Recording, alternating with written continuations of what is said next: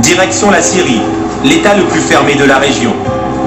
Dans les rues de Damas, la capitale, tout semble calme, comme si l'onde de choc des révolutions tunisiennes et égyptiennes n'était pas arrivée jusqu'ici. Nous filmons clandestinement. Nous avons rendez-vous avec une militante politique qui rêve aussi de déboulonner le dictateur local, Bachar el-Assad, au pouvoir depuis 11 ans. Souher Atassi suit les événements égyptiens minute par minute entre la télévision et Internet. Ce 11 février, quand elle apprend la chute de Moubarak, elle appelle immédiatement ses amis égyptiens. Allô? Bonjour. Bonjour. Comment vas-tu? Très bien. Félicitations. Nous sommes fous de joie. Félicitations à vous. En attendant que cela vous arrive aussi, En effet, pourvu que cela nous arrive, comment ça va? c'est une joie immense. Nous sommes tous dans la rue. Comme je vous comprends.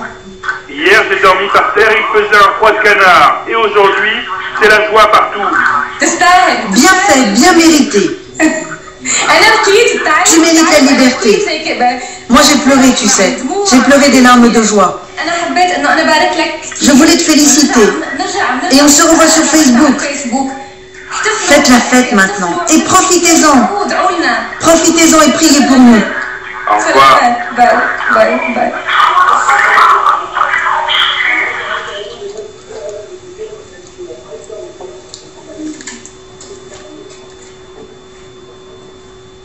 Je lui ai dit, je suis contente pour vous.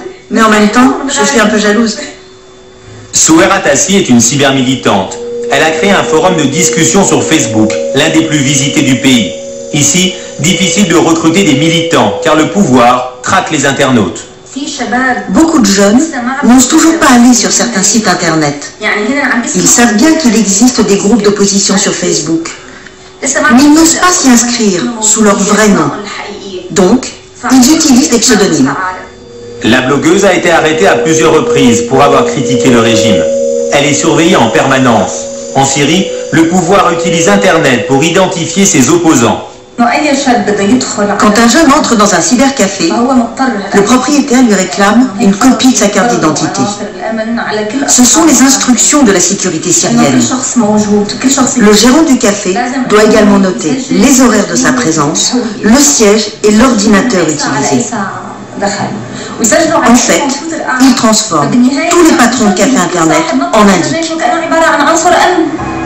La même nuit, toujours très discrètement, nous avons rendez-vous avec un célèbre opposant.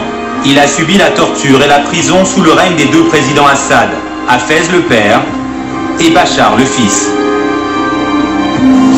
Michel Kilo, écrivain chrétien de 72 ans, est sorti de prison en 2009. Il vit la chute du raïs égyptien en direct à la télévision. Tout le monde m'appelle pour se réjouir, célébrer la victoire égyptienne et la chute de Moubarak. Pour lui, les jeunes ont réussi en quelques semaines ce que les opposants de sa génération n'ont jamais pu obtenir en une vie de combat. Facebook et Internet offrent aux jeunes une société virtuelle qui leur permet de communiquer entre eux et d'accéder à l'information sans que personne ne puisse les en empêcher. Dans la réalité, ce n'est pas possible. Les jeunes ont découvert sur Internet une société de substitution où ils peuvent vivre et évoluer librement. Avec cette révolution, ils veulent imposer dans le monde réel cette société de liberté qu'ils connaissent sur Internet. C'est ça la révolution des jeunes.